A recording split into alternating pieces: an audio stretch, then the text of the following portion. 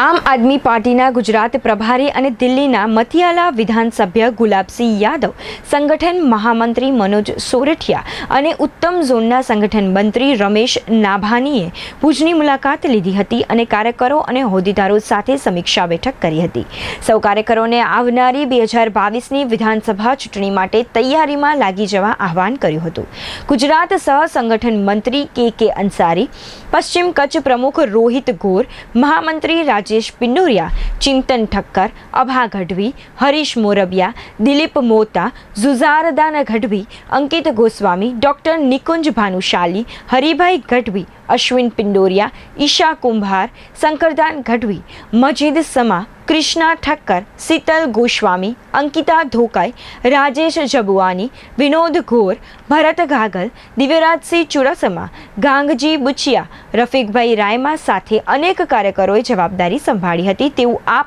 पश्चिम कच्छना media coordinator गिरिराजसिंह जाडेजाए जणाव्યું હતું। पूरे गुजरात के अंदर करीबन 55,000 बूथ है जहाँ पे वोटिंग होती है और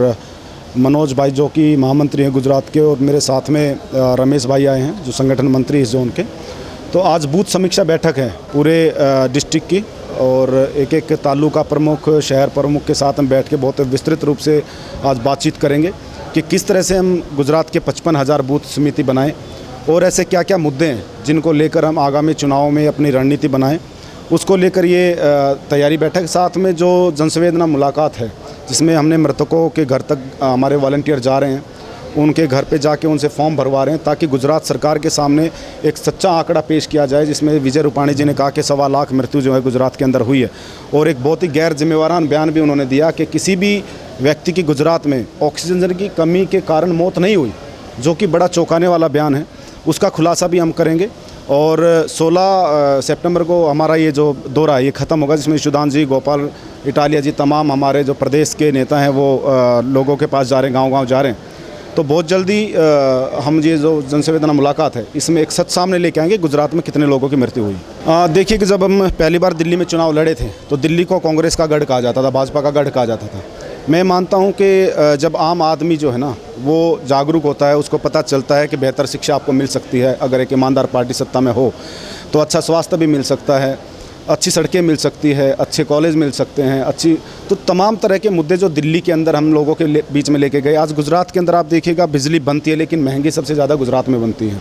लेकिन आज दिल्ली में आप देखें बिजली बनती नहीं है लेकिन देश में सबसे सस्ती बिजली मिलती है, 0 बिल आते हैं लोगों के। तो तमाम तरह के हमारे पास मुद्दे, उन मुद्दों को लेकर हम गुजरात के 6.5 करोड़ लोगों के बीच में जाएंगे और मुझे पूरा यकीन है कि 2022 का जो चुनाव है इसके जो परिणाम आएंगे वो बहुत चौंकाने वाले होंगे। किसानों के लिए दिल्ली का जो क्षेत्र है उसके अंदर आप देखेंगे करीबन 1 लाख से ज़्यादा हेक्टेयर ज़मीन के ऊपर दिल्ली में खेती बाड़ी होती है। दिल्ली के किसानों के ऊपर जब एक बार ओलावृष्टि हुई तो उनकी फसलें बर्बाद हुई। पूर्व की सरकारें चाहे वहाँ पे जो भी मुख्यमंत्री रहे, किसी ने भी वहाँ पे सहायता नहीं दी, लेकिन अरविंद केजरीवाल ने 50,000 रुपये हेक्टेयर के हिसाब से मुआवजा दिया। मैं गुजरात के तमाम किसानों को आज ये आश्वस्त करना चाहता हूँ कि नवंबर 2022 में जब सरकार बनेगी तो किसानों के जितने बकाया ऋण हैं उसके बारे में सरकार कदम उठाएगी। और दूसरा, जो किसानों के ऊपर कभी भी एकदम से आपदा आती है, ज़्यादा ओलावृष्टि होती है, सूखा पड़ता है, तो सरकार 50,000 हेक्टेयर के हिसाब से जो दिल्ली में दिया है वो गुजरात के किसानों को भी हम देंगे, हर हालत में देंगे, क्योंकि दिल्ली के बजट से 4 गुना बजट भी है।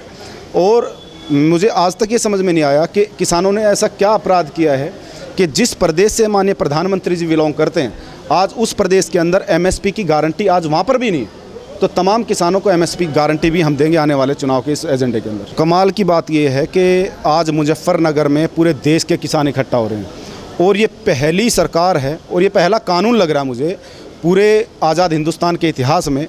कि सरकार किसानों का सर फोड़ फोड़ के ये बता रही है कि ये आपके हित का, आपके फ़ायदे का कानून है। पूरे उसको आप लॉ को पढ़ोगे तो उसके अंदर कहीं पे भी MSP की गारंटी नहीं लिखी हुई है। देश की जनता परेशान होगी, किसानों को मन मुताबिक वो लूटे जाएंगे, किसानों को मंडियों तक पहुंचने नहीं दिया जाएगा, प्राइवेट कंपनियां उनको खेतों से ही अनाज उठा के जाएगी और इस बात की भी गारंटी नहीं है कि उनकी फसल का दाम उनको मिलेगा भी कि नहीं मिलेगा। तो ये तमाम तरह के जो तीनों कानून आए हैं इनको हर हालत में सरकार को अपनी हट छोड़कर इनको वापस लेना चाहिए, क्योंकि ये देश के किसान हैं, आतंकवादी नहीं है।